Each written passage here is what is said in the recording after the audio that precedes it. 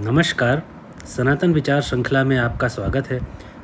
आज इस वीडियो में हम बात कर रहे हैं कि शिवलिंग का जो रूप है वह कल्पना में क्यों आया। आखिर ऐसा कौन सा कारण है कि भारतवर्ष और साथ में पूरे विश्व में शिवलिंग को पूजने और अभिषेक करना यानी जल, दूध, शहद, दही आदि पदार्थों से अभिषेक करने का इतिहास कई कई हजार वर्ष पुराना है।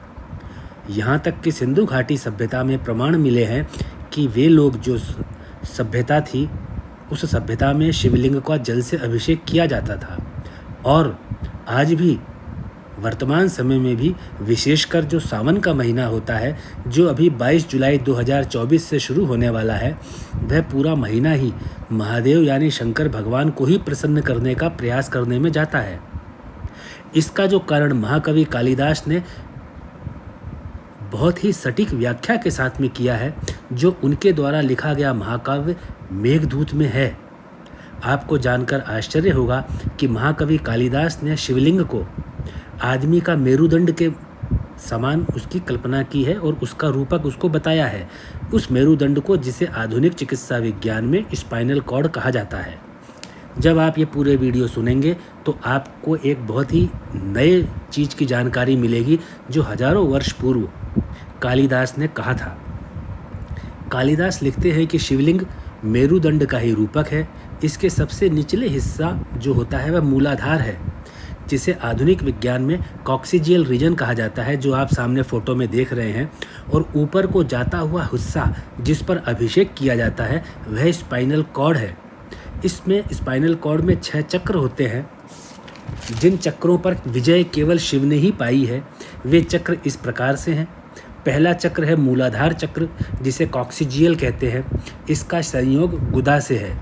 कुंडलिनी शक्ति यही निवास करती है। इसी स्थान को पतंजलि योग सूत्र में सर्पिणी कहा गया है, क्योंकि यह सर्पिणी की तरह सोई हुई रहती है। दूसरा चक्र स्वाधिष्ठान है, जो सैक्रम लिखा हुआ आप देख रहे हैं, सैक्रम स्पाइन वह नीचे से दूसरे स्थान पे है। तीसरा चक्र मणिपुर लुम्बर स्पाइन जो आप देख रहे हैं वह नाभि वाला स्थान है। इसके जस्ट ऑपोजिट में सामने नाभि है।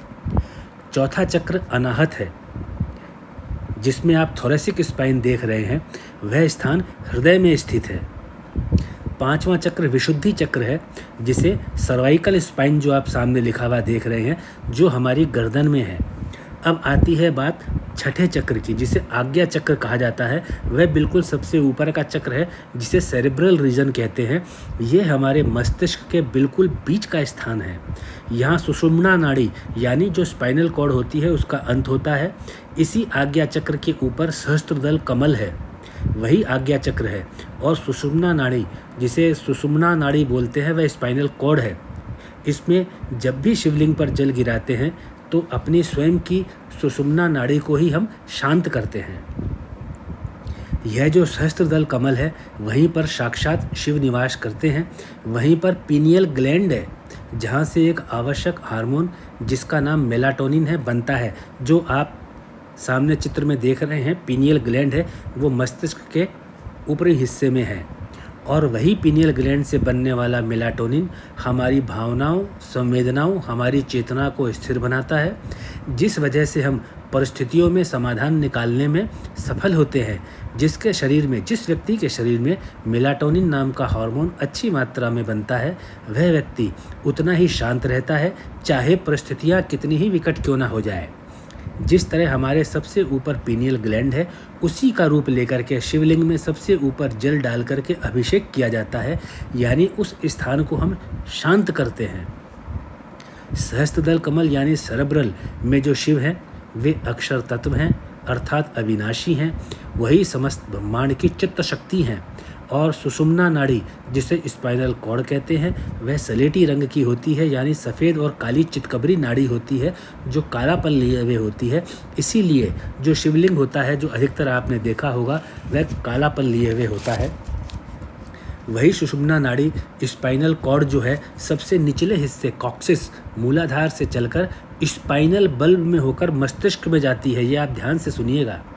स्पाइनल बल्ब ही क्रॉच पर्वत है, जिसे मेडुला ऑब्लोंगेटा भी कहते हैं, जो सामने आपको मेडुला ऑब्लोंगेटा लिखा हुआ दिख रहा है। इसी क्रॉच पर्वत में क्रॉच रंध्र छोटे छेद होता है जो फोरामेन मैग्नम कहलाता है।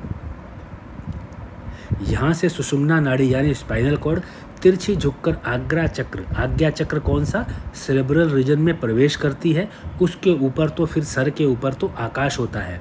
यह क्रॉच पर्वत यानी जो छिद्र है वह फैग्नम मैरानम जब किसी मनुष्य का सामान्य से छोटा होता है तो कई प्रकार की तंत्रिका संबंधी बीमारी होती है, जिसे डिमेंशिया भी कहा जाता है, अल्जीमिर भी कहा जाता है, या पागलपन की भी होता है। उसका मन बार बार भटकता रहता है।